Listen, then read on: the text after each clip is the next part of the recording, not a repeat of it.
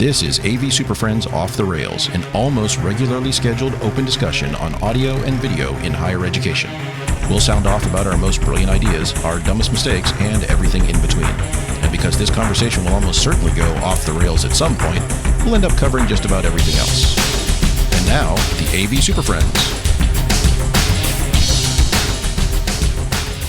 For March 20th, 2026, it's the best sounding and most secure podcast in higher ed. This is the AV SuperFriends Off the Rails, episode number 134. Two good ones.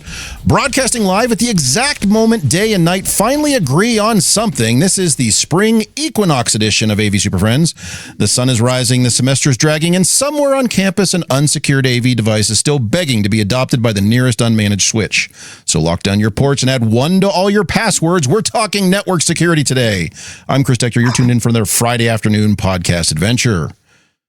And let's say hello to today's panel of AV SuperFriends, which, as you see, is larger than normal. We'll get to that in a second here. Our first panelist oversees the... Whoops. I didn't hit this button. Hold on. Come on. We need music. Yeah, hold on. It's dry. You do. There we go. Hey. Well, I pushed it, but it didn't... hold on. Our first panelist oversees the delicate balance between open collaboration and absolutely not letting anyone plug random crap into the courtesy LAN port on the lectern. He's a director of endpoint risk mitigation from Kansas City. Say hello to Mr. Jamie Reinhardt. That doesn't seem right. I plug everything in. I know you do. All of us. Our next panelist designs secure AV ecosystems while quietly judging IT staff for every unmanaged switch ever hidden above a ceiling tile. He's a senior network AV security architect from Corvallis, Oregon. Say hello to Mr. Mark Kolowazinski. Senior. I love having to have ladders to manage my network. Sorry, that was it's a typo. Senior. Oh, senior. Sorry, network yes. security. Different, whole different bill. Yes. Our next panelist investigates mysterious audio traffic storms and explains, for the 100th time, why the network is not the cloud. He's a principal analyst for multicast forensic from Greensboro, North Carolina. Say hello to Mr. Larry Darling. All of my audio storms are on private islands. I don't know what this has to do with me. It's in the cloud. Island-like weather. Yeah. Island clouds.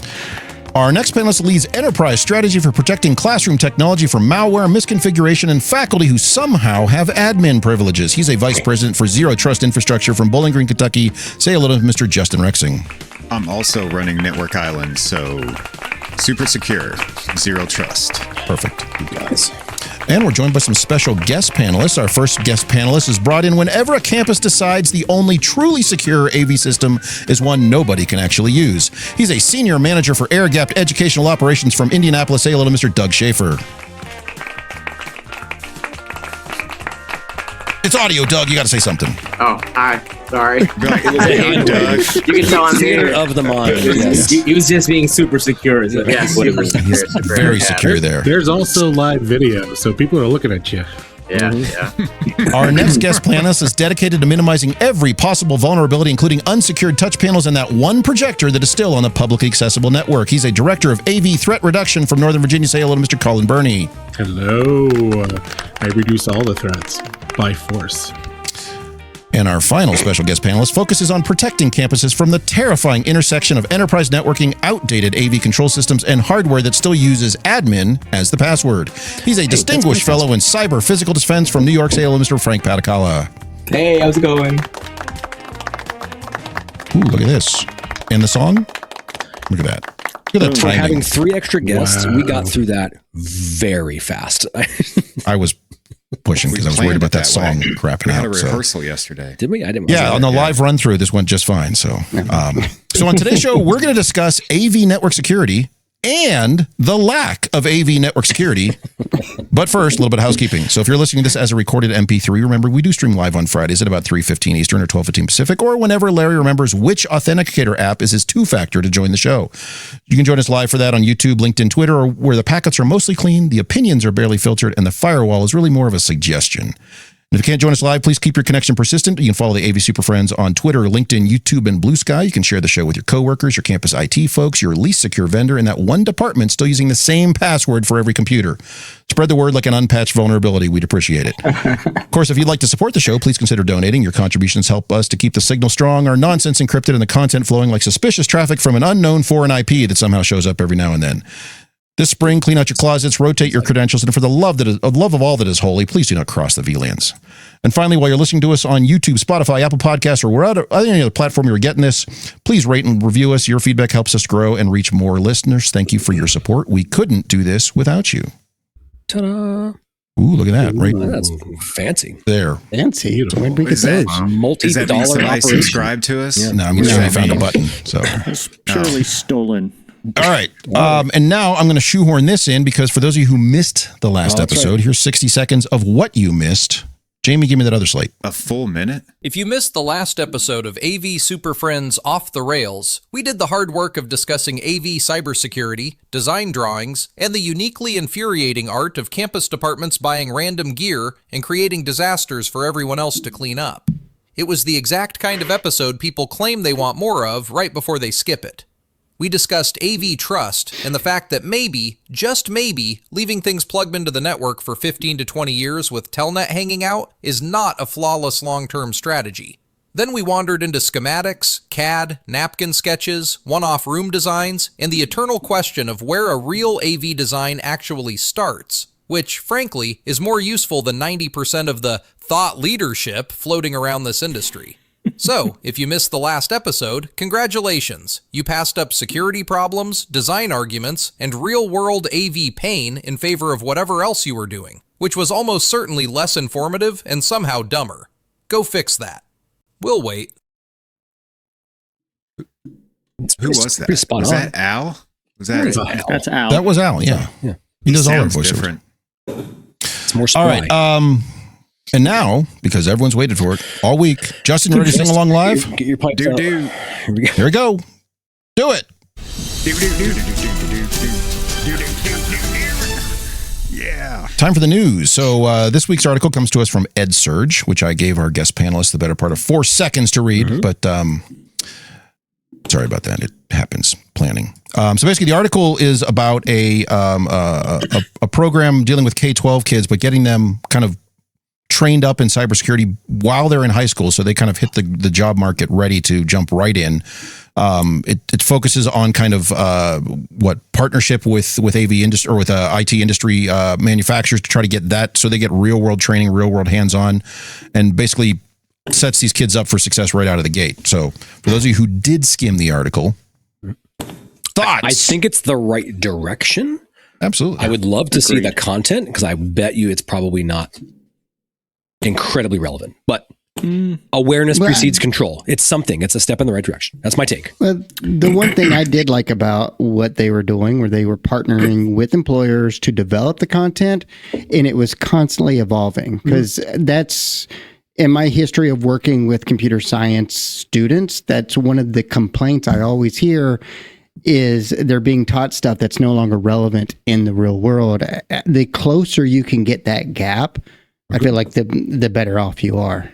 Larry, does that class use books? Because if it does, it's probably behind. Stone tablets, brother. That's all we have. Abacus. They're teaching Fortran still out there. Yeah. Hey. I like this idea too, especially in this kind of field. Being with coaching and having a bunch of high school kids and everything, I talk to kids a lot all the time, and they're like, well, hey, what's your next step? What are you going to do? Hey, I'm going to go to college. I'm going to study cybersecurity. Oh, really? How'd you get into that? Well, I just heard it pays well.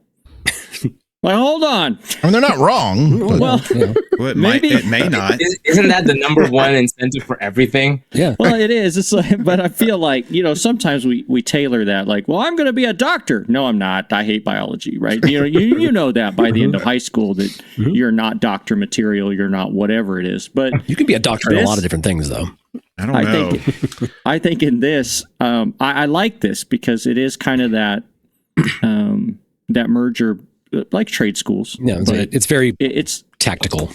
Yes, and set these kids up on the right pathway. Now, to you guys' point, usually the content's a little behind, but that's fine. I mean, they'll catch up as they go. It's more of the exposure. It's the awareness. I think the exposure is the important part, because there's a certain level of risk that you have to be comfortable with to work in cybersecurity. And I, for one, am not comfortable with that. So, like, You have know insurance for that. You're fine. It's No, like you make a like, mistake, you're covered. I have been places where the covered network once. has been compromised. Insurance does not keep your job. Cybersecurity insurance. Yeah, So man. out of curiosity, as you were teenagers learning technology, you were the ones testing the boundaries anyway, right? I mean, I guess. We got 3 experts on here. I'm pretty sure that you guys were.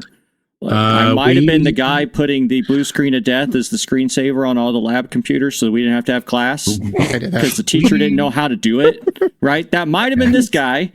So maybe this is right up some of these kids' alleys. Like if they're playing around here anyway. Well, yeah, you give them something that's practical that they can kind of use that discretionary energy on versus using it for mal. And so, or teaching them how to be malicious. But there's also one of the two. But there's also that element of like danger, just like you mentioned, right? They're like, oh, this is working with like a bit of that dark side. So there may be a natural kind of leaning element. There's, what is there a curiosity because this can be. Mm-hmm. This can go in a different direction, right? I think there is some element of that maybe it's a different crowd than our traditional IT. I don't know. I think it's good to expose more kids to potentially this avenue, and I think it's good all around. I also don't think cybersecurity is necessarily like a singular thing, right? There's a lot of overlap, and it's I guess one of those things that's very cross-functional. You can take the cybersecurity skills and apply it almost anywhere. I mean, here we are talking about security. Most of us know each other from our AV backgrounds and our IT chops, and here we're moving into cybersecurity. The fact that it is essentially a part of our conversation today. So I think it's great that schools are investing in that. And I don't think any educational program will ever equip you to do a job. I mean, to be honest, because it doesn't give you, it gives you the skills to learn. Right? It teaches you how to learn. And when they go into their first jobs, I think what they've learned, they'll be able to probably apply it somewhere and just grow with it. Mm-hmm. IT and cybersecurity, it's volatile, it's dynamic, it's changing all the time. There's no way you can keep up. So you got to be in a job to get the bleeding edge thing. So and if nothing else, it's about giving the exposure. Like, do you want to learn something new every single day? Then this is a path for you. Exactly. Yeah, and I think that's the thing that struck me about this is that I don't know. There's 2 things that kind of struck me about it. One is it almost feels a little bit like the the after school programs where you're like, hey, come play basketball instead of doing something else. Like they found the kids that are, because if you talk about money as a motivator, you know what pays really well too? Ransomware pays real good. It's a huge, that is a huge industry. And if you're good at this, Bitcoin. That's not offered at our school. Right, but it's offered online. The other thing that I like about it is they said credentials matter.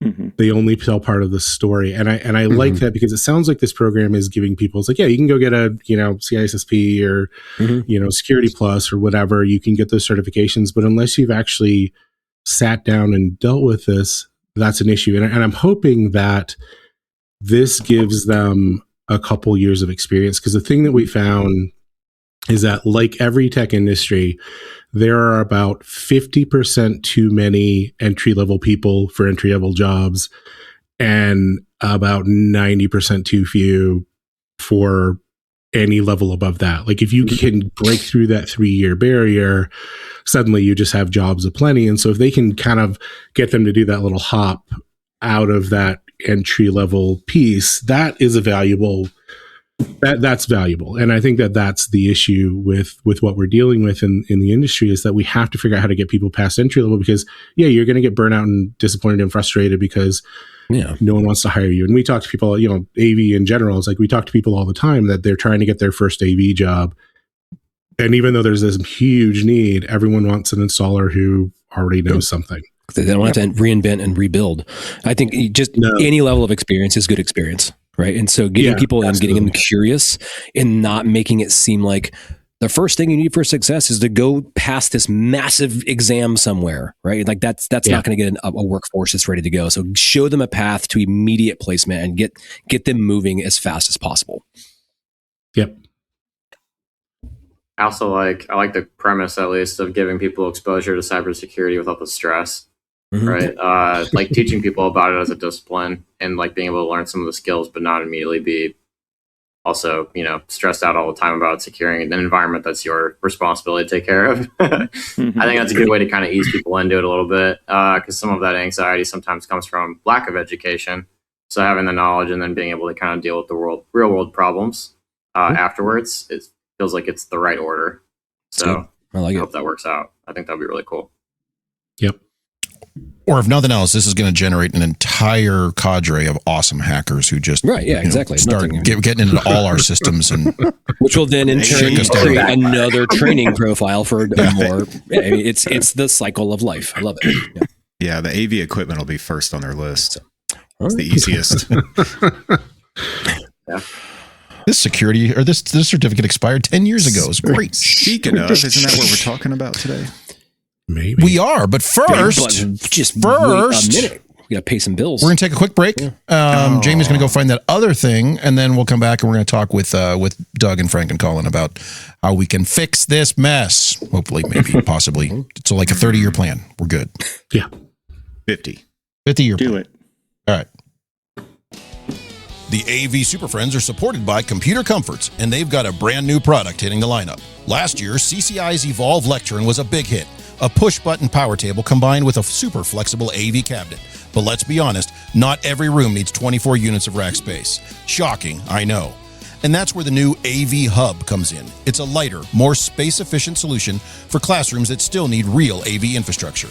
You get 8 units of rack space, and the whole thing sits only about 10 inches off the wall, which makes it a great fit when you're pairing it with a sit-stand power table instead of building a massive lectern footprint into the room. And this wasn't designed in isolation. The AV Hub was developed in collaboration with Texas State University, so it's built around real higher ed classrooms and real deployment needs. And that means fewer compromises, cleaner installs, and way less, why is this furniture the size of a refrigerator? If you want to see photos, specs, and all the details, head over to computercomforts.com/AV-hub. That's the new AV Hub from Computer Comforts. Purpose-built, space-efficient, and designed for how classrooms actually work. And thanks again to Computer Comforts for supporting the AV Super Friends. Alrighty. Security. Big stuff. Yep. Lots of old things with no actual plan.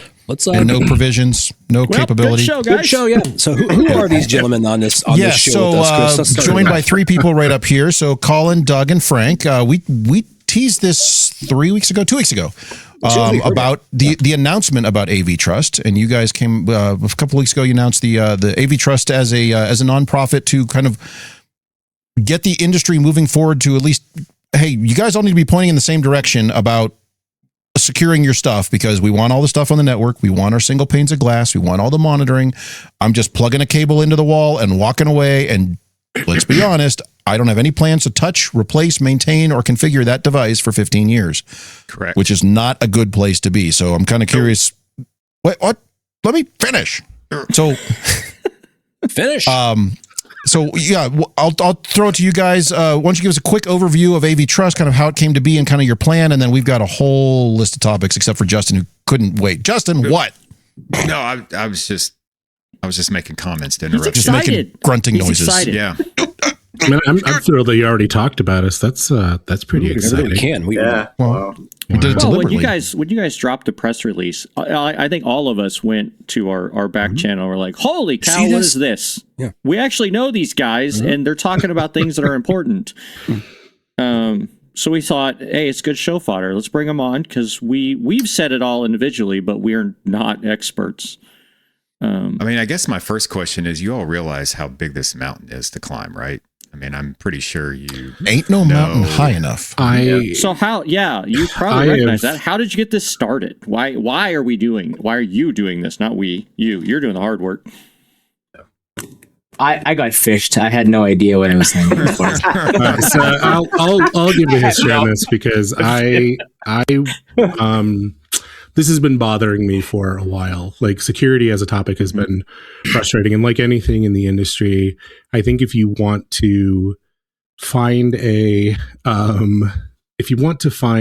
solution, you kind of have to start doing it yourself. Like, we've talked in the past about like creating communities and spaces, and places where we can have honest conversation. And this is another space that I think at the core is about honest conversation, because this potentially involves a lot of negativity. And I tested the waters last InfoComm by talking to a whole bunch of manufacturers. It's like, hey, we do you do security? And they're like, yeah, very secure. And it's like, cool. If that's not true. It's not true. Right. I was like, well, you donate some gear for a hackathon. And they're like, no, we don't need that kind of publicity. You can't Colin, they're already secure. Me. They don't need you to be messing with it. It's secure. Right. It's like, you can't stop me, but I'd love for you to participate. And so after scaring everyone, I had some conversations with Doug and with a few other folks, and we talked about, okay, how do we make this a reality? And one of the big gaps that Doug brought up that I thought was really important is that there's no Secretariat Council for what we do. So there has been a history of researchers finding vulnerabilities, reaching out, and then getting threatened. And so that was sort of number one on our list to say, hey, we'll create a buffer of communication, a legal buffer, and allow a safe way for the for research to interface with us. Because if we start exposing the industry to more of the broader security community, they're going to get curious and they're going to start poking on stuff and they're going to find out some information. And so we sort of put the brakes on going straight to like hackathon. Mm-hmm. And Doug said, let's start a nonprofit. So we are the founding board of the nonprofit. I am the vice president treasurer. Doug is the president. Frank is the secretary.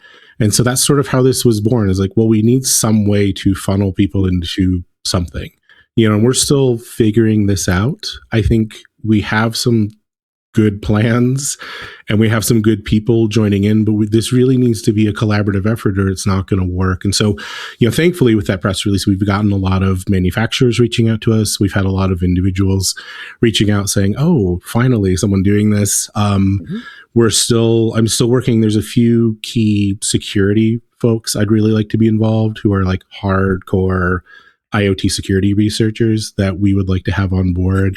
And I think that's sort of the direction. It's like there's a multi-pronged way to deal with this. I think our first push right now is education. I don't want to, I think we were talking to a manufacturer. I was like, yeah, I don't want to be the person that comes in and like starts flipping tables and slapping people saying, what's wrong with you? Because I think most people, to Chris's point, most people don't think about it. Like if I'm a level one installer and I'm told to plug that thing in, I plug it in, and I turn it on and I leave. And I'm not going to, it's not going to be beneficial or productive to be mad at everyone right off the gate. I think after a while we have to go, hey, what are we doing here? We've talked about this. Are you serious? We're still doing this. But I think right now it's like, okay, now we have a platform to start saying that, to start saying, these are standards. You must meet these minimum standards or it doesn't work for us as an industry. It exposes us to risk. It exposes customers to risk. It makes everyone upset. You got to stop. So that's where we're at. It's really simple. I mean, either we could do it or somebody else could expose us and hold us responsible for it. I mean, the options are pretty simple right there.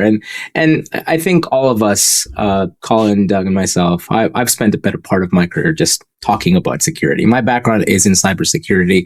I use that cybersecurity knowledge to be useful in my AV job every day. I mean, so that's kind of been my niche.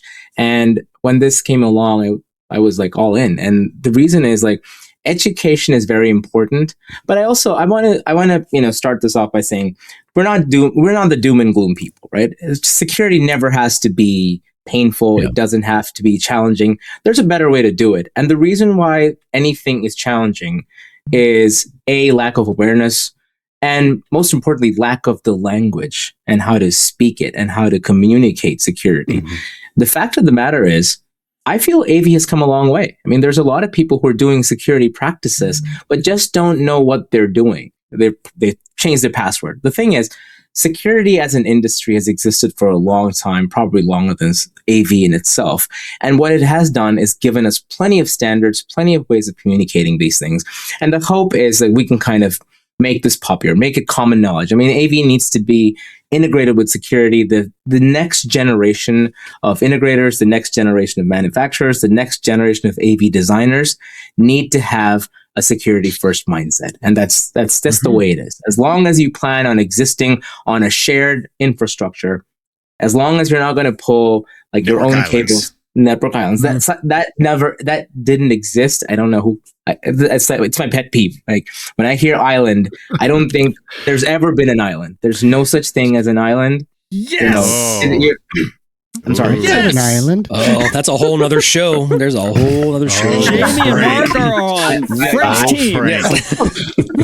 We're on Frank's team. Thank you. The network. The.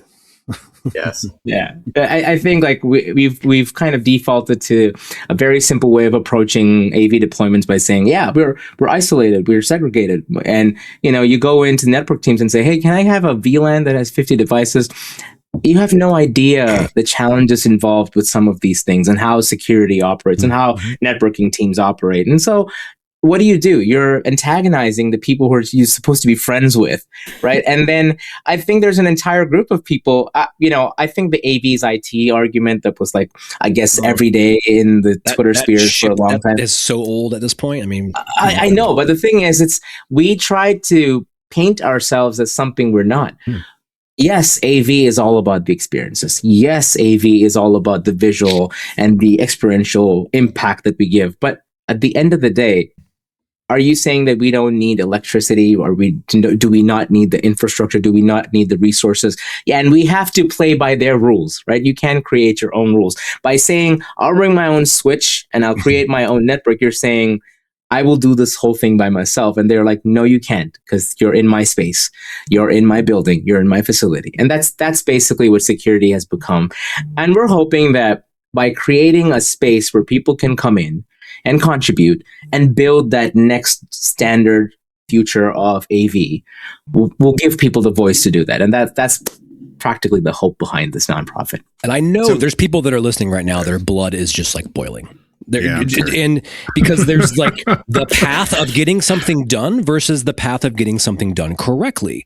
And there's philosophical differences about getting my ass out of this room and being done for me and making my systems and services work versus it living harmoniously in this luxurious cloud connected and enterprise environment where do I care? I don't know. And I think there's a lot of ground in between these two examples. And we talk about it, I don't know, every day, Justin? Yeah, pretty much.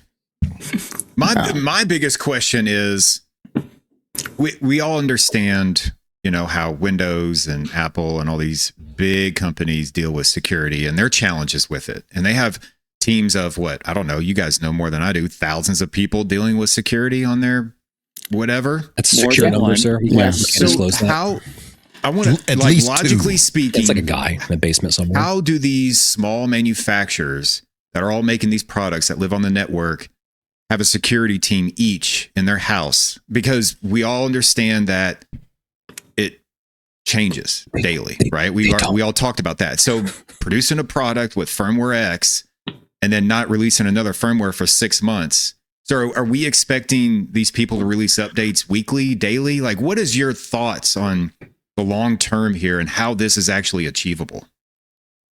So there's a multifaceted approach to that, and I think it does vary a little bit based on what type of product it is. So you see a lot of Windows-based devices in audiovisual today, and there's an existing security framework and a lot of rules that kind of wrap around Windows just by itself, not even including the other parts that would be Teams or Zoom or whatever specific, right? It's pretty hard to say that as a mandated standard you should have X amount of security professionals regardless of your business size or anything like that. But I think part of what we're trying to kind of help with too is identify what should be expected as far as standards for the products that people kind of buy. How somebody decides to make sure that those are in their product is up to them. It can be a full-time person. It can be a contracted team. It can be, a software development team. It can be a CIO, right? And I think how that works is going to be different based on the organization and the type of product that they sell and where they're trying to sell it. But part of, I think, some of the variance amongst the vendors in the AV space has been a little bit just because there's not been a consistent type of communication about, hey, this is going to be the bare minimum stuff that we for sure expect out of everything that we're going to see go into a corporate or a higher education or whatever environment from a networking and application security side of things. And having those standards would make a world of difference towards helping then the companies making the products staff and plan appropriately for product development, because then they'll know exactly what needs to go in there when they do want to take something to market, right? Because now it is all over the place, to your point. What would some of that be? I mean, we have our ideas, but from your guys' experiences, what are some of those bare minimums? What, if I'm evaluating in the future, today, yesterday, what do you feel some of that bare minimum? What kind of things should we be asking from the end user side to this manufacturer? Says, look, we all agree that these are the things. You don't have to be super specific because none of us know, but just the overarching thing. What is that? What's it look like? I think that there's part of it, and this is a discussion that we've all had, is that our method of updating devices has been broken from the start. And it's the idea that security updates are tied to feature updates. So there's companies, they won't patch a security issue until they have a new feature to roll out. Because you remember the whole thing. It's like there's certain brands where once you get an unstable firmware, don't touch it. Don't touch it. It's working. Walk away. Yeah, the manufacturer's like, we're done. Yeah, it's this like, is it. We're done. Well, and I've even had somewhere it's like, if you want this feature, it's on this one. If you want this feature on this one, and they do not exist across these two because we couldn't figure out how to do it. And so I think that there needs to be a difference between security patching, which should be mandatory over-the-air patching, and features, which are optional. I shouldn't have to accept a new version just because I want to patch a security issue.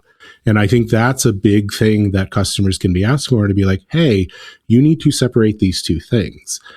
And I think that's part of the issue. I think the other big issue that we have as an industry, and this is going to, we're already starting to kind of like poke on some sore spots, is we have a serious issue with rebadged devices. So there's an original manufacturer, widget producer, and then there's like, we play that game where you go to the little tiny tables around the edge of Infocom and you take notes, acquisitions, and then you go and find it in 30 booths. And so if the OEM finds a security issue, they can't patch that because everyone has written custom firmware that at the very least has a different name and logo in it, or even better, has, some other items.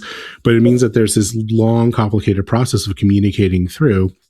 And we've seen this out on that. They're like, yeah, that's the company we buy this shit from Australia or whatever. Yeah. And you're like, well, it's still a problem. It's still your name on this invoice, sir. Yeah. You're still the support number I was told to call. And at a certain point, it's like, okay, you're torpedoing your business model by pointing backwards. It's like, well, then why wouldn't I just buy from the person who's guaranteed to patch it?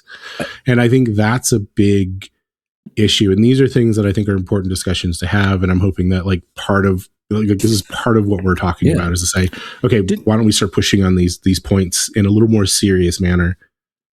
The other thing I just want to jump in and say is, like, when we talk about security, if you've noticed the last 20 minutes, we're all trying to go towards that technical conversation, right? We're looking for how to secure things.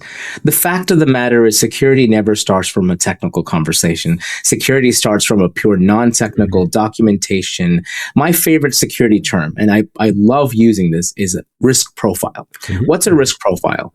A risk profile is telling the stakeholder that, hey, I'm giving you this box and I have no idea what it does, right? And if Larry says, I'm cool with that, I know what it does, I'll take care of the risk, I've done my job, right? I've informed you that I'm clueless as far as the security is concerned. On my island. And Larry's like, I know the function of the box. I have a strategy in place for dealing with boxes that have no security profile. This is not uncommon in the world of IT. You'd think that IT is completely standards based and all uniform. Heck no. It's like it's worse than this. IT people and security people deal with the same problems that we're talking about: manufacturing inconsistencies, firmware issues, patching problems, security patching updates. There are several products out there that are very popular in the IT world today that have not had a security update for months. Sure. And you know what? That's common. They know it. The thing is, what we need to enable the AV community as a whole is to understand, how do we deal with the risk of it? And what is the strategy associated with it? That is what we lack from the get-go, right? Once we've identified the strategy associated with dealing with the risk, then you'll have the right questions to say, hey, my network team will not accept something that does not do this. That is a more informed conversation to your manufacturer than this saying, hey, can you give me a document that says all the different things you do? They don't know what you're looking for. And so maybe help the community as a whole by building a collaborative environment. The problem is nobody knows what to ask and nobody knows what to say. So it's a completely confusing You have to build a common lexicon. And I look at this, it feels like this is a coming of age of AV. Right? Are we finally being tall enough to ride this IT roller coaster in a way that we're not just taking black boxes and just pushing shit around structured cable? Because that's really where this all came from. How can I save money and not have to put this Klingon cable through this wall when I can just use this Cat5 that's right here? And now it all just kind of grew up a little bit.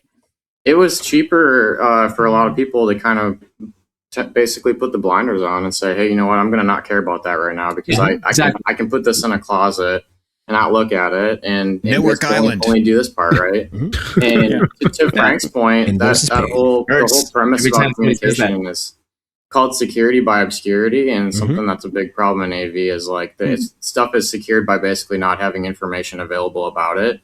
And they say, nobody knows how to find anything, so it's fine. We're not going to look. It's all good. Yeah. And that's not as functional. It never really was a strategy, but it kind of finds a lot of holes as people are starting to require that information in order to adopt the technology properly because it needs to integrate with the rest of your network security profile, right? That's how you communicate. That's how communication works. I like how Frank brought that up because Mark and I, when we're trying to put everything on our enterprise, right? We had to have, like, one of the things I really struggled with right away was I didn't understand network names and terms and the white sheet you get from manufacturers like, well, QoS has to be, well, that on enterprise, that's not necessarily how it works. No, it's not. Right? We can't just bark out orders and say, do this. It's not going to work like that. Yeah, I had to learn all that. I had to learn the lexicon. I had to learn, and I don't even know how to be a systems admin, but I had to know the language and I had to be able to talk to them. And to Mark's point earlier, I feel like this is the next step. Like, I don't know what to ask. I don't know what's going to get blocked tomorrow until it is. And then I say, well, why? And they say, well, because of these things. Oh, well, I'll remember to ask next time. Is this something for that lexicon thing? Is that something that's kind of part of the pathway too? Kind of like, hey, dummy, here's your primer. Like these are the keywords that you need to ask, even if you don't understand them. So we can print them on AVSF cards and have them at InfoComp. We can say, these are the key security words you need to know. Know these words or know how to use them in a sentence to sound like you know these words. Honestly, it's like even in the network side, like, so when I do teaching across managed services, across IT stuff, and now across security, vocabulary is really big because everyone has acronyms that they know, and they all speak this language, and they have common meaning for words that might just be normal words to the rest of us. And I think that is really important. And I think the great thing about what we're doing, and we, this was a discussion early on about how we were approaching this.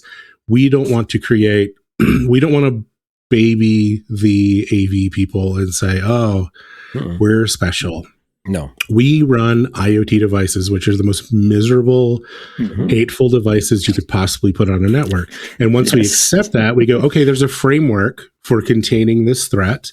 There's a vocabulary to go around it. There are some specific things that are unique to what we do because we have things like Dante and we have NDI and we have all sorts of fun stuff like that. But there does need to be a common language. And I think the nice thing is that all that training is available and free right now. Like I always tell people, like, go get the CC. It's an easy, like it's a sort of 101 vocabulary lesson in security. CC, expand that. Sounds like an acronym. Yeah. What does that mean? It's the sort of predecessor to the CISSP. It's kind of like if you went to InfoComm and you got what's the one you do like the little test for where it's like, you're a certified like AV technician. Like, what is that one? It's like, there's like a really easy test that you do on InfoComm. Oh, the recognized AV technologist one, that one? That one. Yeah. It's basically that for security. It's a little more in depth, but it basically spends a lot of time on like the security triad and a lot of the language, because there is that sort of divergent path within security. There are the managers, like CISOs generally aren't sitting and configuring all of the security tools. And at the same time, people who configure security tools aren't generally writing policy around risk and setting, our risk appetite around, certain products and that sort of piece. So there's a little bit of the language that you have to have just to get into the technical part of it, because they have to work together. And so, yeah, that is part of our plan, is to say, look, if we don't have the training, I'll point you at it all day long. And there's a lot of great resources already available. Exactly. There's plenty of certifications in IT. CC is one, Security Plus. Heck, get a good network certification. Even a vendor-based network certification will give you some understanding of how these things operate. The problem is we come into it saying that we're AV designers, AV integrators, AV people, and we have no idea what we're asking of other people, like the other communities involved in our deployment. The crazy part is we do this really well with everybody other than IT, right? We have coordination documents that are excellent, that go to architects, that go to mechanical vendors, that go to contractors, right? But when it comes to IT, you send them a signal flow drawing, which is every network person that looks at a signal flow is like, what the hell is this? Why are you giving me this? Why are you giving me this? What does this mean? And that's the problem, right?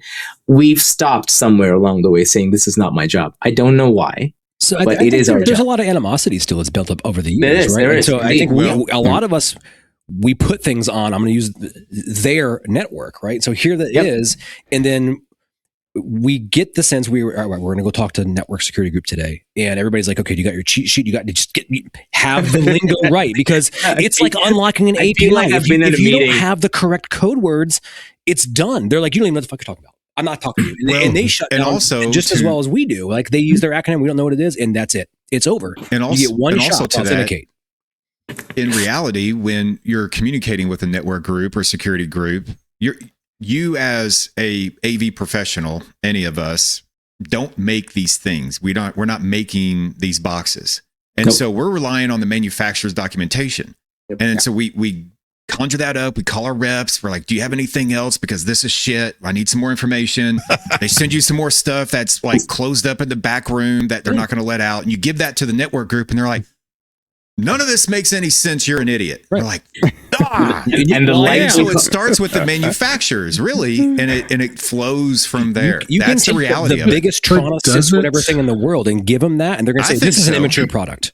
Like, we can't make up what the boxes. Let Colin go. Yeah. Hold on. Here's the thing that I struggle with is that, yes, security people are kind of throwing their hands up and, being like, I think there's something to be said for, hey, we need to go patch things up with security people. We've been, letting our dog take a dump in their yard every day and not cleaning it up, and then going, hey, neighbor, and that's rude. And moving on, that's rude. Wait, the one thing, it is one rude. thing I would say is I can't think of anyone who got all the gear to their warehouse, got it in a rack, and then just ran a basic vulnerability, like a standard VAPT test on that gear, and just check to see if there's anything going on it. Yeah.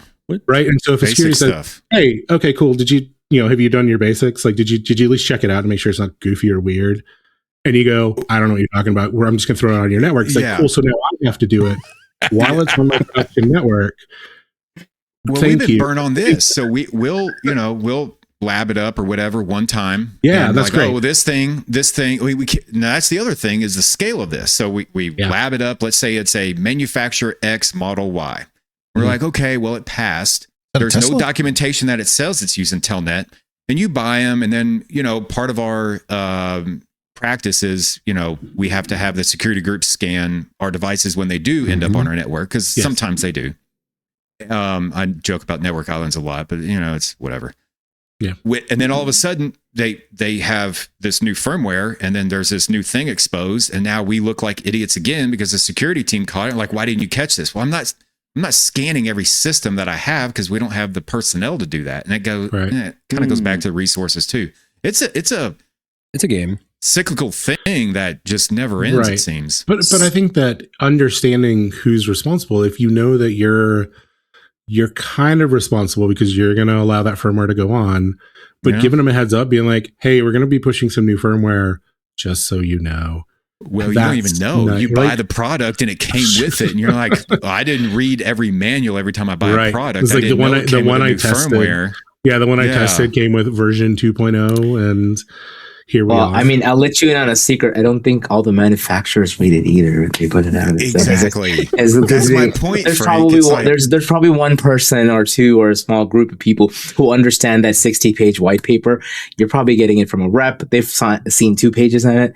Mm-hmm. Heck, that's what we have AI today, right? I think AI is going to be a bridge in a lot of these communications. It has to, because at some point, we have to understand that our language needs to align with whoever we're talking to. Otherwise, our products, and it doesn't help that there are still strong proponents of, let's build it out on our own island. Let's build it out on our own thing. And you know what? I'm okay with that. Like, if that's how your deployment strategy works, and if the client is okay with it, attach a risk profile to that and tell them, hey, we have no idea what's on your switch, but we know your switches exist. If that's okay with the client, sure, right? But that's the thing. We need to be able to give those educated opinions, educated, qualified, technical conversations about our products. If we're selling a product, if we own a product, we need to own it. Like, we need to understand it. That's basic, any sales 101, Yeah.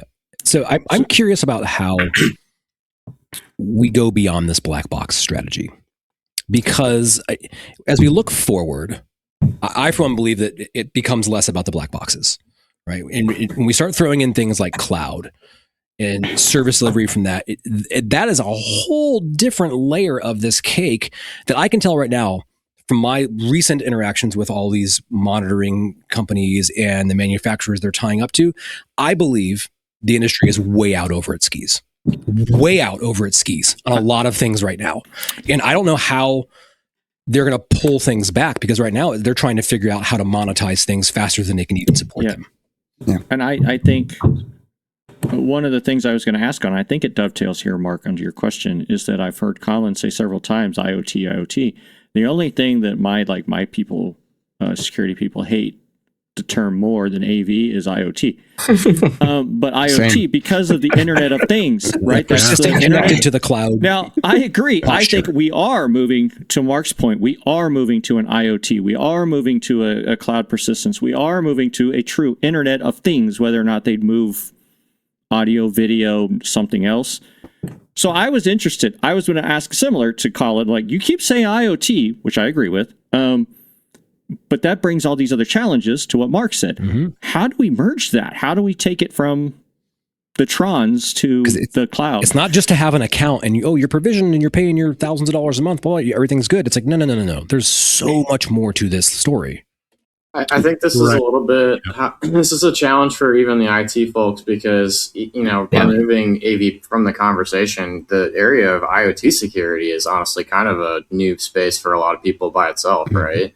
So, it's helpful to be able to articulate, I think, that your devices are non-standard on the network, but also the IT folks that a lot of people are used to working with don't necessarily have an immediate answer to the question, hey, how do you secure your IoT devices either? Which is why it's all the more important that we're able to articulate, at least for our own technology stack, like what the needs and responsible, usage of that is.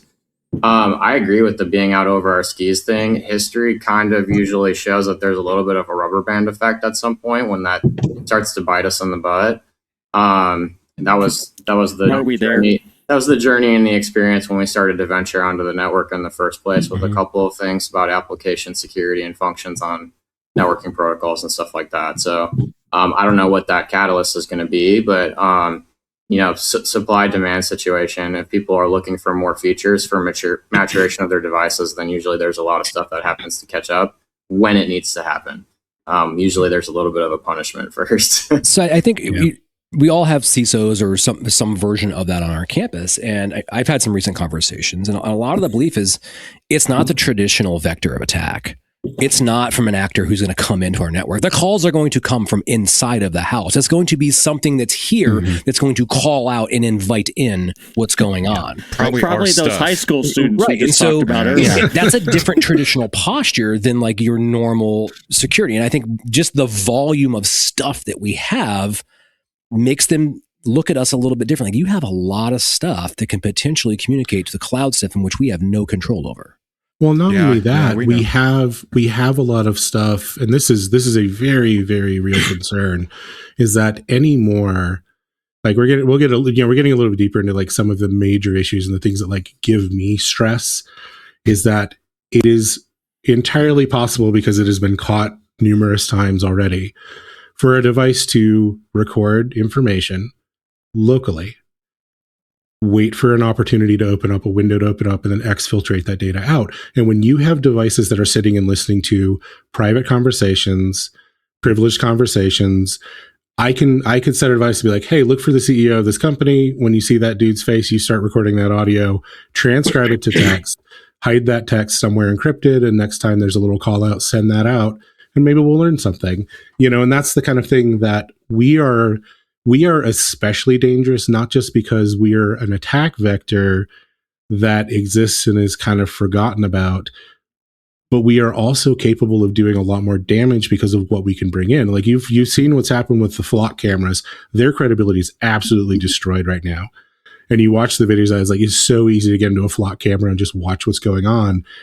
That's a lot of power, because if I can find a flock camera somewhere that has privileged activities going on in it, I'm not now just getting into a camera. I'm potentially getting information that I should not have access to and probably wouldn't have any other way. And so we are in a very dangerous position, because we have put these things inside of boardrooms. We put this inside of government agencies, and that's what stresses me out about it, is that we're such a widespread technology base. Like, everyone just assumed you're going to have some sort of video calling at this point, but I don't think we're really up to it. I think it's the philosophical approach from the years is like, in Q1 we're going to sell this black box, Q2 we're going to sell this black box, and I think the industry is just overly concerned about the better mousetrap continuously, that they're just not seeing the entirety of this picture, and they're not even staffed, and their organizational structure is not made up to even dive into this. We have engaged with the conversation, and they're just like, what? They don't. They look at you in the biggest of the big ones, all AV. I'm going to throw them all in the same bucket. Nobody is tall enough to engage in this for this ride and have the conversation. They're too concerned about staying solvent than they are solving the network problem. Yeah, I mean, to be honest, that's one of the reasons it was really important to us to start AV Trust as a nonprofit. I think it's really tricky for a company to prioritize security over revenue when your whole business model revolves around sales, right? And something that we kind of have to our advantage or to our credit, and I hope this is ultimately what helps other people or help other organizations, is like, we would be one of the only bodies of people that are actively working on this because we care about it, not because we're being forced to in order to make money, right? And that's really important in the security space. There are other industries where that's been a precedent too, where it's like, hey, in order for there to be any kind of consistent work put in to help kind of keep this thing afloat, some nonprofit participation is required. And that's kind of, it was very important to us for that reason, that we would be a source of trust, but, also just people know that we're not the name. Money. Yeah, right. He said the name. They're not trying to make money, or they're not doing it to make money. They're doing it to make sure that it's happening for the right reasons. Yep. And that's kind of that's one of the most important parts of that. So for some of there's probably we may have a listener or two that are very interested in this. 19,749. Right? Well, not total listeners, just that are interested in this. They're all listening. I'm interested in this. Like, if they're sitting there thinking, how do I get involved with this? This sounds awesome. This is where I want to go. This is my passion also, and I've never heard somebody do an organization like this. how can they get involved with you, and what kind of things are you like? What kind of helpers are you looking for? I'm gonna guess you don't just need some nerd. You know, like you have specific initiatives you want to go to. Frank already said no more nerds, only non-nerds who can communicate. No super nerds. Got my candy, right? But like how? What skill set? Not skill sets in particular, but like your initiatives are XYZ right now. Your short-term goals. What kind of people are you looking for to help you get there? Because as a nonprofit, it's not like you're just out there throwing money at all these people. So if somebody's passionate, what kind of passionate person do you want? Yeah, so I mean, it was important to us to be able to have a lot of different types of people, contribute. There are going to be people that care that, don't have a whole bunch of cybersecurity training formally, but they would potentially want to learn. There's also some people that have come to us from actual full-time cybersecurity jobs that haven't done very much AV that were like, this is really interesting to us because of the IoT conversation, right? Mm-hmm. Which is really great. And that was honestly the goal. We were really, really hoping we would get people from both sides, because that's what's going to make us better. Because I think the being able to translate from cybersecurity as a whole to audiovisual and make sure that lexicon works and stuff like that, it's going to require a good understanding of our environment, our ecosystem, our technology stack, but also a good understanding of how the industry as a whole does things. We can learn from each other, right? So we're kind of putting together a couple of different councils about, one is generally for standards development. Just understanding, hey, this is going to be, we talked about what the bare minimum is going to be for technology that, goes on the network that we see from vendors, like putting together councils to start to build those standards a little bit so that we can say, hey, if you guys want to, X vendor, if you guys want to have a technology product that gets reviewed by us or by a client, and they ask us for help or whatever, these are the standards we're going to use to kind of benchmark that, so to speak.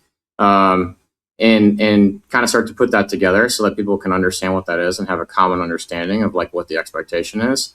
We're also kind of looking for people to help with some events and some training materials, education, writing, documentation, because there is a ton of that that's so very needed, that they'd be able to, interface with some of our nerds and help with some of that in writing and help with the education part of it, because that's going to be really important for us as well. I think contact information wise, and we can share this in any format necessary, but we have a Discord right now that's been kind of doing well, popping off. We have a website, which is avtrust.org, which Colin put a lot of time and effort into. So that's awesome. And our email address and contact info is on there as well. I put a lot of time and effort into it because I'm not good at making websites. So what you see on there is the absolute best I can do. Graphic designer.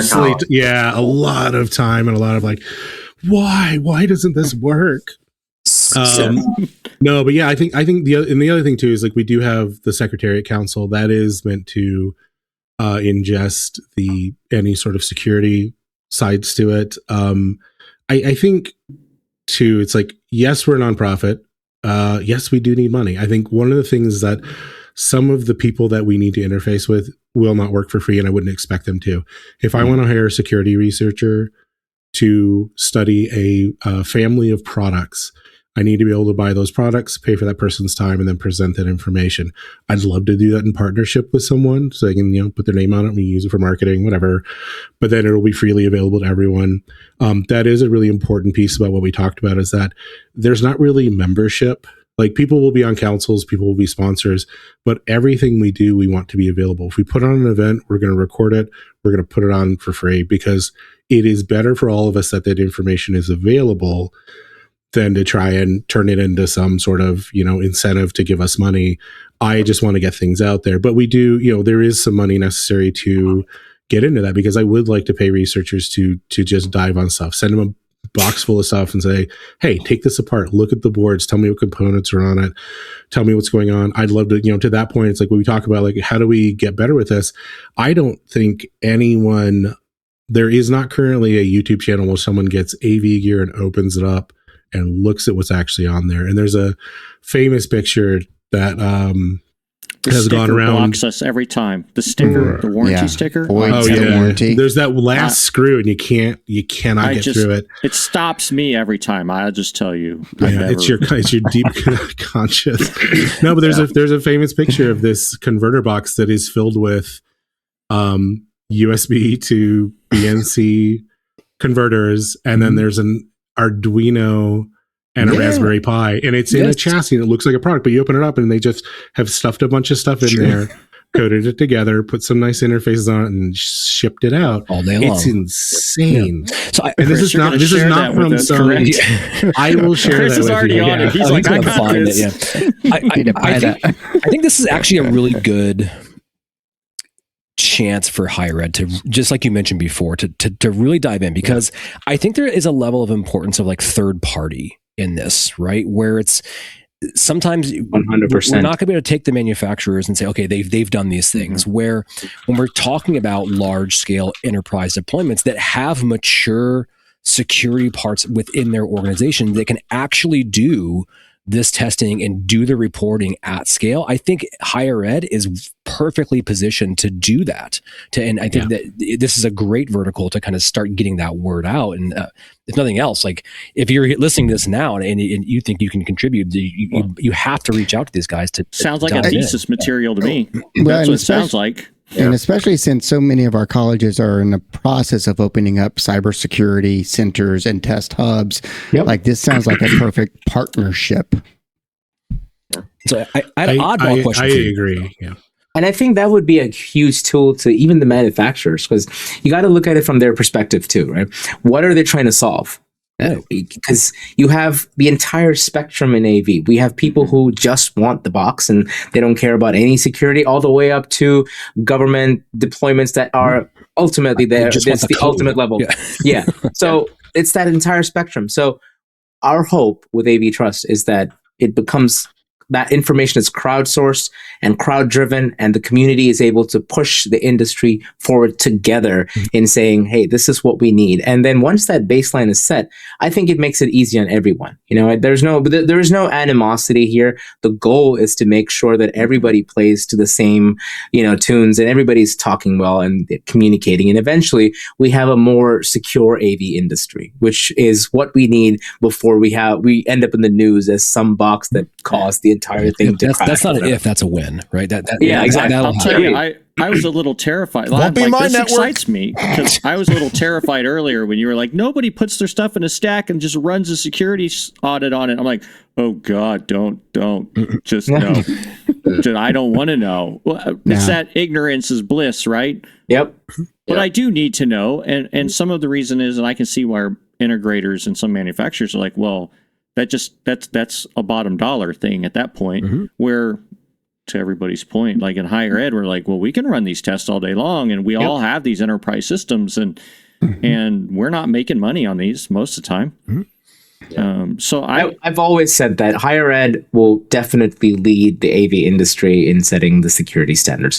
It's been my belief, because they're uniquely positioned. They're enterprise, yet they also have resources and the need, frankly, to secure some of these things. So I'm going to say something controversial. Ooh. Do it. This is not the show for this, Colin. I think also higher ed leads the industry in putting AV devices on public IP addresses. There's 8.193. There is some absolutely those are for testing. Incredible stuff that happens. Yeah, like throwing everything in the DMZ because, well, it's just easier. I'm not like, again, and this is works like, now. This is not what we're trying to do with AV Trust. Is like call people out. That's too easy. The better thing is to be like, I'm going to do education that may happen to mention your specific situation. And then when I check back with you in a year, we better not see this thing still happening. And that's the kind of stuff I'd like to see. Do you see yourself? I'm curious, like as a goal, do you see yourself as like a scoring and grading service or something along those lines? I that's something that we've had some discussion about. Like one of the things I've been trying to work with is find. Yeah, one of the things I've been working with is trying to find good vendors that we can vet and actually offer services to be like, hey, here's like, if you want to do security training for your, for your staff, here's a product we recommend. Go use, discount code AV Trust, and we get a little, a little money for us, and you get a product that we vetted. Because I think what's happening, what will happen with this, because this has been a discussion with like managed services. We get to the stage like, okay, pick a ticketing platform, and they go, and you start looking and you look at the quadrant and you see 6,000 logos, and then you go, I'll do this some other time. And then you just leave and you never come back. And I want people to be able to say, okay, if this is a concern of yours, here's something to buy. And because to a certain extent, it's like, if you're not an expert in it, someone's got to just say, do this, just do this. Yeah. Be good. And I do agree. Like, I think that scoring is a potential piece of it. I think that one of the things I'm trying to find right now is a trusted partner to do vulnerability testing on hardware, so that if you, a customer, want to test gear, we can say, okay, this is someone we trust that has good output. They have like benchmarking expertise in this area. They're good to go. Or if you're a manufacturer that says, hey, I want to take this more seriously, who can I ship some boxes to actually hammer on this stuff and scan it and, try to break it and then come back to me. And that is something that we would like to do just as a point of service for the industry, because it'll be easier if we do all the legwork and just go, hey, this person's trusted, go for it, and that's what we're trying to get to. I think that's where your AI is going to come in, right? It's going to be you're going to be able to build these types of things pretty quick to actually leverage that and start that kind of service. Have you thought about partnering with a higher ed institution about doing security audits through the whole campus? That would just sitting in the parking lot of one of them and doing scattering USB drives and seeing what happens. You all know this, but a lot of IT companies probably just show up and be like, "Oh, I just did this 10 minutes ago." Yeah. You might think about it. But that's the thing, because I think IT companies hire, third party to, do a self-test on themselves. Like, why wouldn't AV do the same thing? And that could be you all. It's just a ransom attack without the actual. Potentially. I mean, I think the other piece is like, if we're talking about AV as a business, this is a huge opportunity. Yeah, exactly. As a practice, like, there's no these are services that are valuable and have real value. Yeah, they can't be afterthoughts. And so I think that this is an opportunity. It's like, sure, we'll probably look at some stuff, but honestly, I think that some people out there, as they get going or kind of figure this out, they're going to go, okay, this is a way to make money, and that's exactly fine. If you're good at it and you hit it, man, go develop it, and that's a big. I think that is a big potential to say, okay, when does the first firm pop up that has a suite of security services specifically tailored dedicated to AV? That's right. Exactly. Because you have right to, now. And that's something like it'll be one day after there's a major vulnerability which takes out a huge university. Well, so we're all starting to play around with AI, and Mark and I have been doing some OpenClaw stuff. So daily, I have a network security scan and a vulnerability test on my home network. And guess what? And I'll say the manufacturer's name because it's not AV related, really. But I've got 6 or 7 WAPs here at the house. And a specific manufacturer called Ubiquity, for some reason, has 3 of the WAPs open on Telnet, and I can't figure out how to turn it off yet. And so so I didn't know that because I did my own security scan on my AV devices, but here we are with some of the access points in my house. They're all the same model number. 3 of them running Telnet wide open. I think that speaks to we have to lower the threshold of interest in this and curiosity, right? There has to be a level of folks, because we talk about InfoComm or any other trade show you go to, people are going to like, how many IO spigots does it have? What's the latest chip that does on it? Nobody's ever said, oh, how's the security work? Right. And so I think people need to start. Would that even be interesting on a marketing document, though? That's the thing. But we as consumers, because let's face it, we are consuming these products. We're not voting with our dollars correctly. We are not asking the questions that need to be asked. Sometimes we don't have an option, Mark. Right. But yes, I agree with you. But sometimes we also don't look around. We don't look. It's just not in the lexicon, and it's the sales reps are doing everything they can to not talk about that. They look at how many ports are on this black box. Who cares? So, Frank, a minute ago you mentioned, would that be interesting? Absolutely, yes. So I've run into, and Mark, I do vote with my dollars in this case, but it's a very small amount of dollars, so who cares? I've run into some displays. These are large LCD panel, big displays that we're all putting all over the place that did not support modern namespace network identification. It was basically like you could put in a pseudo hard-coded static IP address if you could wedge in a name. It had to be within like 8 characters. It's like all these like semi-arbitrary limitations on just how it even reports to the network, which didn't meet any current modern standards of like 10, 15 years ago.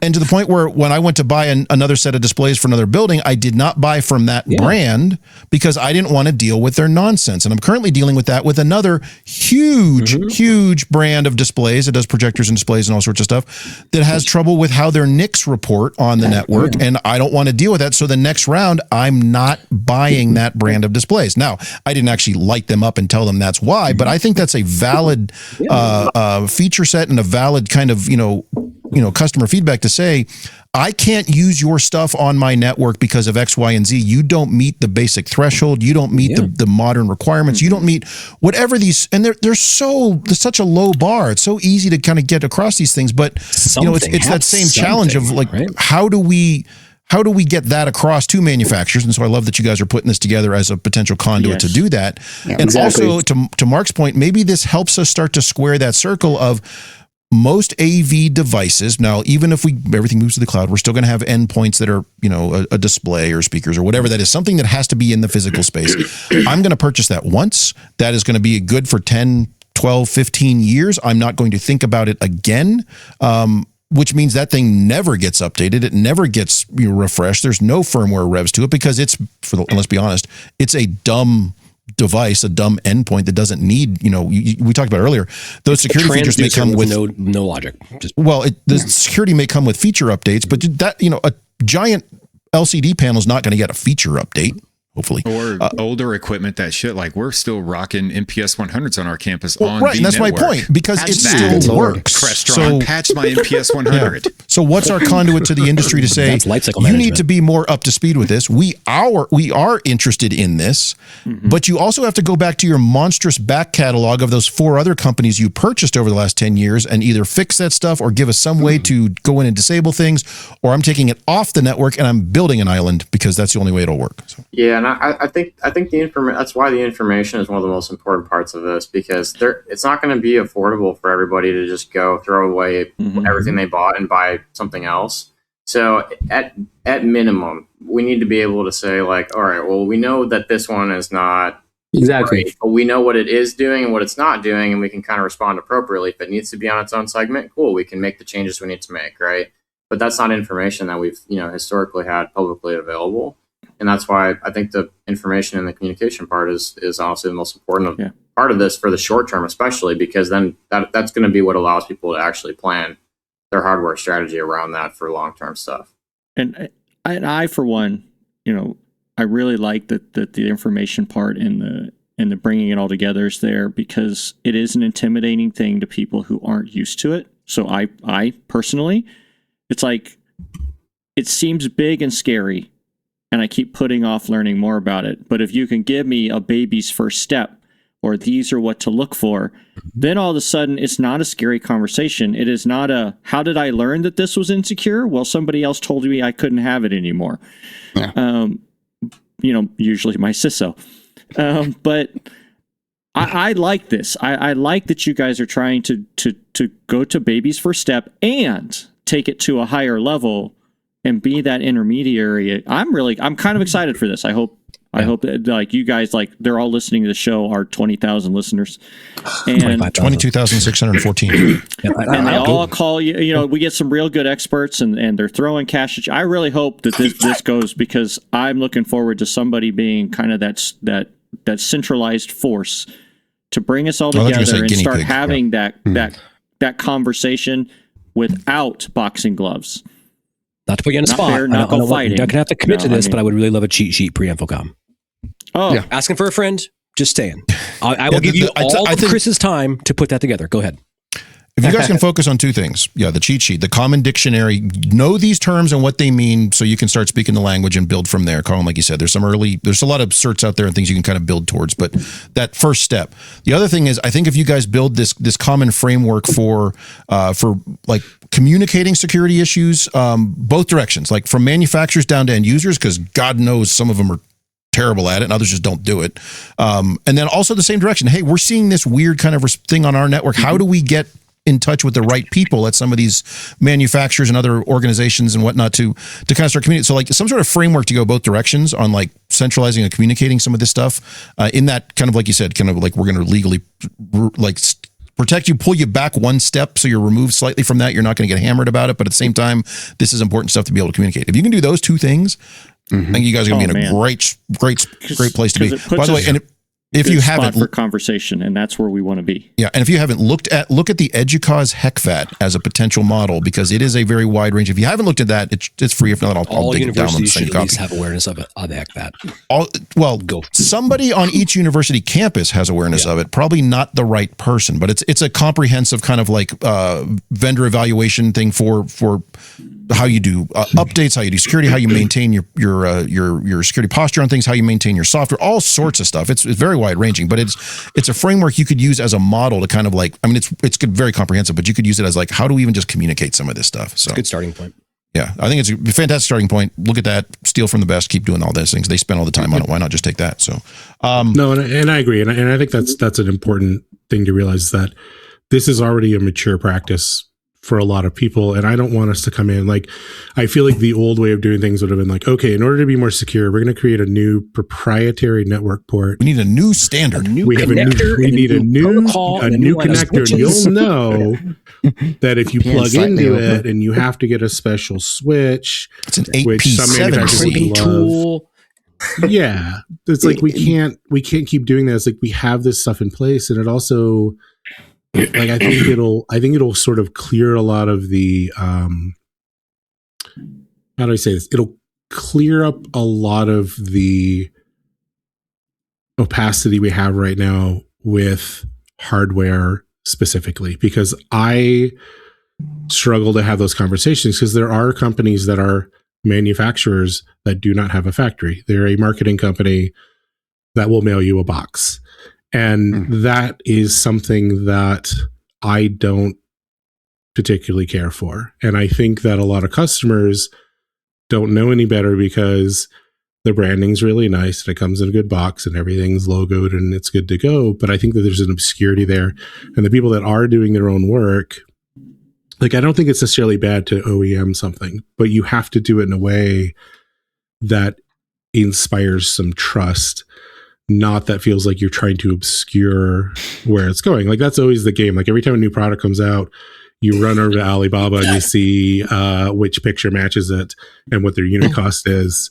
And you go, oh, cool, neat. Yeah, that new phone, found it. I could make one too, I guess. Why not? And that's not all gear, but there's a lot of it. Every rack has those little doodads and widgets and things in there. And like some of them, I guess it doesn't matter. Like some of them, it does not matter, because if it's just, point A to point B transmitting HDMI, I don't care. And I think that there has to be something to say. It's like, I agree that it's nice to know what's going on with stuff, but some stuff just doesn't need to be on the network. Like a TV, I don't know. If I can tell whether it's drawing enough power to keep that little LED light on that says, red or green, I can probably tell if it's alive. And that's all I need, because anything else that's wrong with it is going to be something I cannot detect remotely. If someone punched a hole in it, or there's a big red line running up and down it, no amount of remote monitoring tells me that. And so is it really worth it to have that device on the network for minimal benefits? Like I have a massive amount of risk for almost no return, because I'm not updating the firmware on it. I'm not patching it. I'm not pulling logs. And all I'm doing is putting a device on there that could end up part of a bot network or something like that. So everything should be serial control. Yes, honestly, that's the network based, the IP based RS-232 controllers. Yeah. There is something to say for, okay, if I have a bunch of unsecured devices, the easiest way to secure them is to have a device I know I can secure. Like I can have a jump box with 2 NIC cards on it. Okay, I only have to worry about that one thing. And if something goes sideways, I can pull the plug on it. And it doesn't really matter what's downstream of it, because they're going to be having their own issues. And we can segregate it. Is that the best idea? Probably not. But that's how IoT is. I mean, that's how IoT is dealt with. There's devices that are specifically for that. that have a bunch of like 1 billion USB ports because they're there to keep track of a bunch of IoT devices, and they don't want those devices actually on a production network. They don't want it on Wi-Fi. That's why a lot of IoT devices, like you throw a SIM card in and it's like, great, it can get to something, but it's not getting to my network. So who cares? Who cares about T-Mobile? You know what? That's their problem. If they get taken down by my errant air sensors, that's their problem. Humidity's just right, but T-Mobile went down. Yeah. Well, I think this has been a fantastic conversation. We'll have to have you guys back as we, let's check in 6 months. And I think Mark gave us a good, and I hope you have plans for it, a good kind of benchmark is like, what do you got at Infocom? Because there's got to be something big. You got 90 days or so. I'm sure you have some plans and things. We'll have I'd love to see you put little website, Colin. A new an update. I'd love to see you come up with little stickers you go around and put on products. Say this thing sucks on your network. Please don't. We'll do it for whatever. You. I love doing that kind of stuff. Yeah. AV Trust acknowledged. Yeah. This is going to be a problem. AV Trust. Just stick it on there. So. Yep. We have to get the word out somewhere, and there's a lot of stuff that just gets unpacked. Firmware never gets touched. It never gets configured. Just gets plugged into the network. People walk away. So there's all sorts of problems. So to that end, if people want to get involved, people want to find out what's going on. Where are we going? Where are we sending them? What are we doing? Where are we looking for all that stuff? avtrust.org. There is the link to the Discord on there. Link to our LinkedIn if you're a big LinkedIn user. You have our names. We're all online. Come and find us. Reach out. You can get up through LinkedIn, through the website, through Discord. We're all on there. Definitely. We're starting to form councils. So if you have interest in creating education, reviewing standards, putting out information, great. We joke, but I would love someone who knows more about making a website, because if we're going to have a lot more content going out, I can't spend 20 hours putting one page up. You're going to get spammed by every contractor out there who has a Wix account. So. You just got the claw bot running. It's like, I can do that for you. So, yeah, Doug and Frank, last words. Any last things we didn't cover, or didn't mention you want to throw out there? No, I mean, thanks for having us. This was great. I'm really excited about this, so it's nice to hear other people feel the same. Next up for us is definitely, the documentation stuff you guys asked for is already absolutely on our list anyway. Specific feedback about stuff that you guys would like to see in the lexicon or other stuff, we will take that feedback in any way that you are willing to give it. Because, we want it to be a community guided thing. We want the stuff to actually feel useful to people, and that helps get that real-time feedback. And we're working with vendors and stuff like that right now, actually having some early conversations about what would shared training materials look like, what would making sure that we have some kind of consistent modus operandi sound like for reporting things. So more announcements to come from our side on that as well. Yeah, again, thank you for having us. This has been great. It's a fantastic conversation. I think the conclusion is we understand that AV is not so unique in that we're just part of the network, but we're also unique enough where there's some nuances to the way we operate things. And hopefully AV Trust can come in and bridge some of that through education and training and community participation. We just want to make security friendly. Security doesn't have to be that taboo topic that we avoid, because you can't avoid it anymore. And hopefully more people talk about it. And, there's a lot of we started this off on a very nice note, but with the education platforms and how people are talking about cybersecurity education, there's an opportunity in AV. There's like thousands of boxes. There's thousands of networks. We could spur new businesses. We could spur new job opportunities, things that are absolutely necessary. Hopefully we can be that center point of education, or just the gateway to make security friendly for AV people and AV friendly for security people. And hopefully this all becomes, we'll all have our kumbaya moment, Tons of opportunity. Love it. Indeed. Yep. So looking for that first huge vulnerability, but it's out there. Probably people know about it too. So, All right. Well, we're going to wrap this up, and we'll see what the future brings and what you guys have for us at Infocom, and hopefully I like those little stickers that says this thing's terrible on your network. Those just floating around. If you don't make them, I will, and we'll go put them out there. So we won't do the security scans. Yeah. Anyway, so thanks again to everybody. Head over to avtrust.org, see what's going on, and we'll catch you guys next week with another episode of Nonsense. See ya. Same bat channel, same bat time. Thank you.